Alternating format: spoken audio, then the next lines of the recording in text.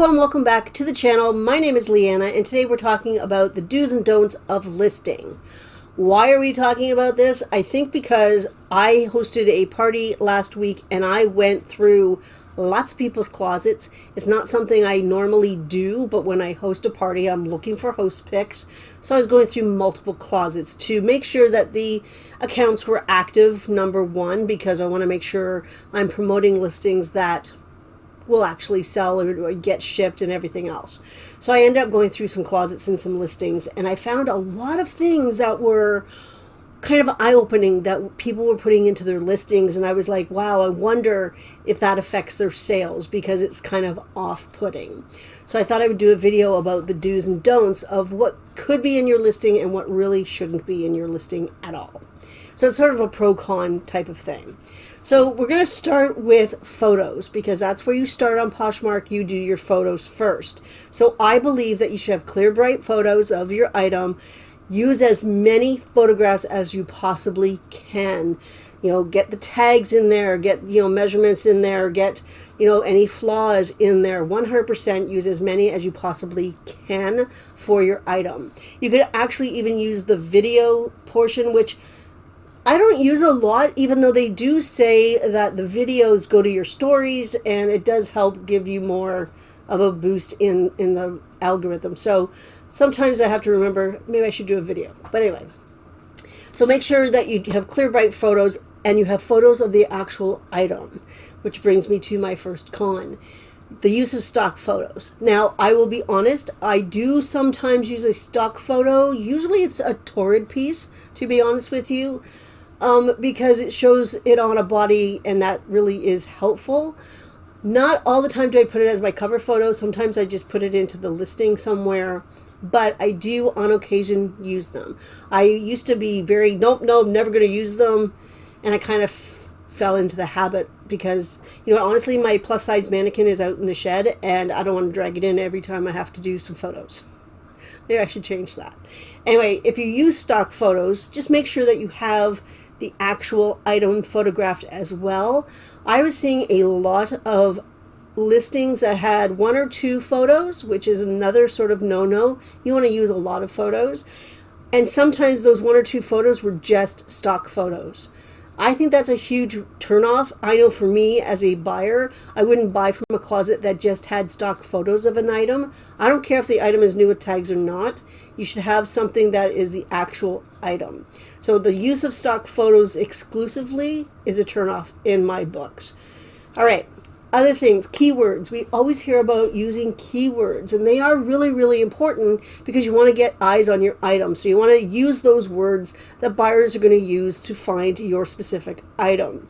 That's sometimes how come cute top gets sold, because somebody's typing in cute top. But you want to use as many keywords that pertain to your item as you possibly can. You want to put them in the title. You want to put them in the description. You can actually even add more keywords and tags at the bottom of the description just to you get it a boost in the search. My negative with that, what I found, was keyword stuffing, and that's just the act of putting any keyword for any item. So anthropology, Chanel, Aritzia, whatever, for a George t-shirt. That is wrong. Don't do that. It messes up the search. And I know as a buyer, if I'm looking for an anthropology top and this George one keeps popping up, I'm not going to be happy about that. To me, it's not going to do your listing any good. Really and truly, maybe it gets you into different searches and people see it and go, yeah, I like that instead. But I think it's just not good. It's not good for the platform. It does screw up search, so don't do that. Don't do that. For me, measurements are imperative to put into my description, especially for women's sizing. Women's sizes are like ridiculous. Like, I want a set standard of sizes for women's clothing, because you go from this brand and their XL is really a small or a large or whatever, and you go this brand and it's different. And then you have vanity sizing, which is so patronizing, it bothers the crap out of me. So I put measurements in all my listings because I think it helps buyers to know if it's going to fit them or not. So I do put the measurements in the photographs, but I also put it in the description. I do it double because I just feel it's better that way.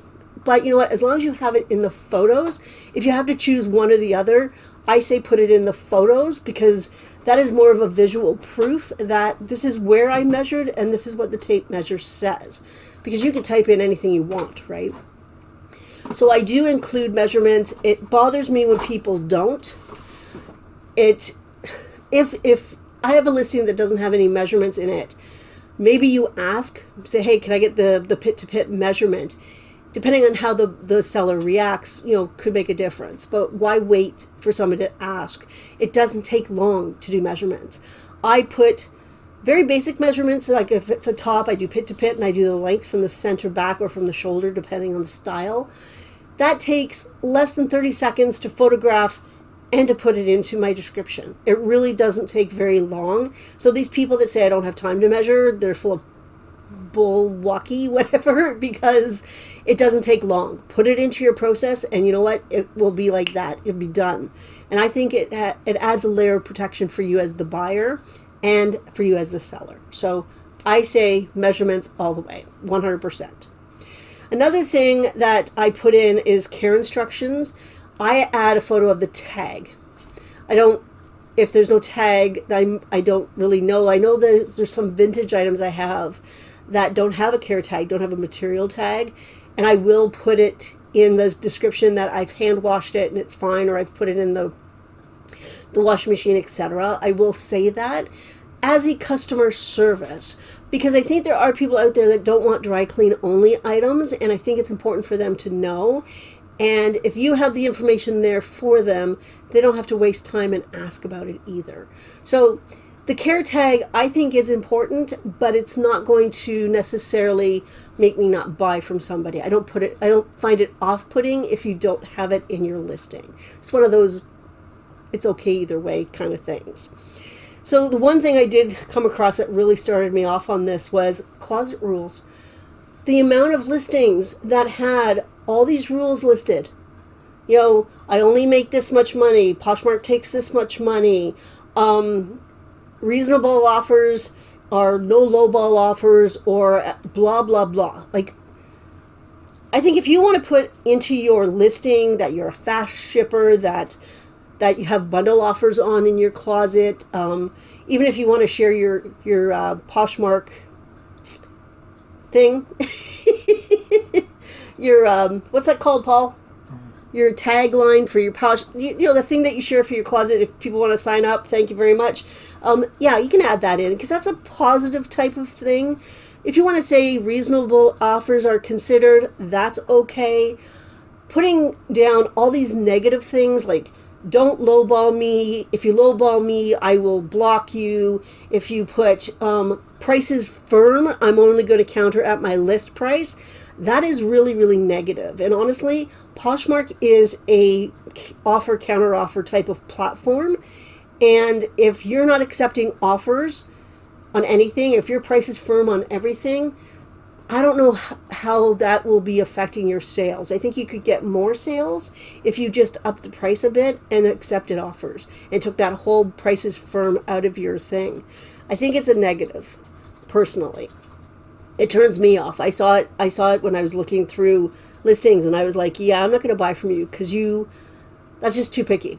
It's just too picky. So there are ways that you can state things that are more positive and a little more easy to deal with, and there's ways that can be really, really negative and don't belong on your closet at all.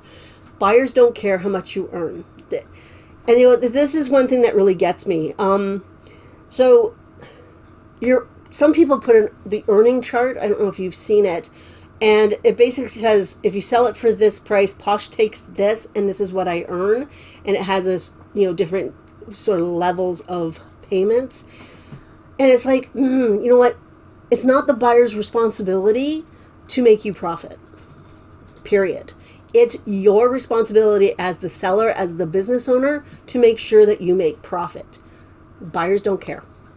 They don't care. They just want to buy something at a price they want to pay. Period. End of. That's it. It doesn't matter to them how much you earn. That's not their responsibility. That's your responsibility. So with all this, putting that in every single listing, putting your closet rules, saying, no low balls, no this, no that, whatever, take it out of your listings. If you really feel the need to have something like that, make a separate listing. Because you know what? That way it's there, but it's not in everybody's faces when they look at any of your listings. It's there if you want to see it, whatever. That I think is okay. That is, it's more acceptable than having it in every single listing, because you don't want to turn off buyers. You want to encourage them to buy from you.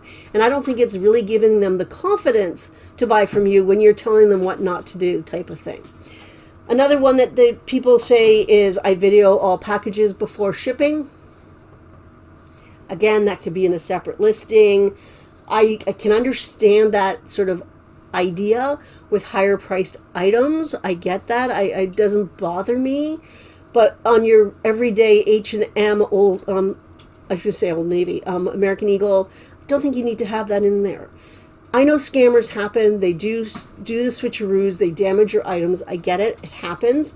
I'm actually in the middle of something right now where I'm waiting to get something back, and I'm very curious about the condition that it's going to come back in. But that's a story for the next time once I get it back, and I'll give you the full story about that. But videoing all your packages going out, honestly, unless it's a high luxury item, I think it's a waste of time. I honestly do. Because you know what? Just because you video it or you take pictures of you packaging it doesn't mean that that's how you actually sent it out. Because you know what? You could after the fact take it out of the package and do whatever. So I think it's a waste of time. Scammers do happen. They don't happen often. I've been selling for 5-6 years now, and I think we've only had really one that was absolutely a scam, because we sent something out and they said, oh, it's this, and then we counteracted that with the photos, and then they changed their mind. So really we only had maybe one, and we dealt with it. So not as big of a problem as you may think.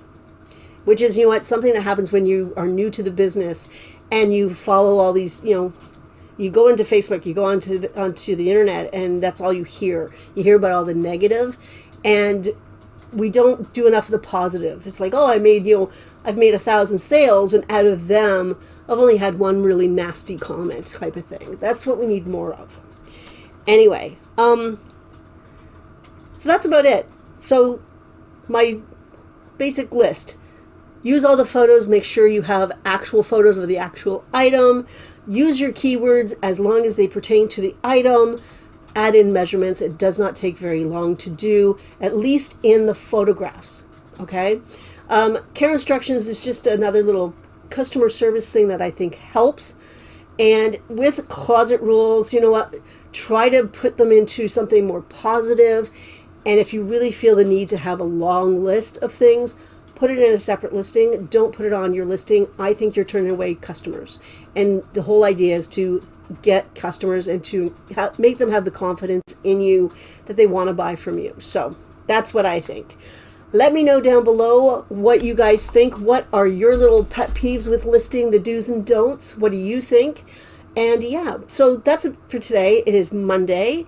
I'm busy tomorrow, so I won't be filming tomorrow, but hopefully I'll be back Wednesday or Thursday. I'm hoping to get an item back that hopefully this week that I can talk about, but because I don't want to conjecture, I want to make sure I have all the facts before I start spouting, if you know what I mean. Anyway, that is it for today. I hope everybody has a fantastic week, and I'll see you next time. Bye.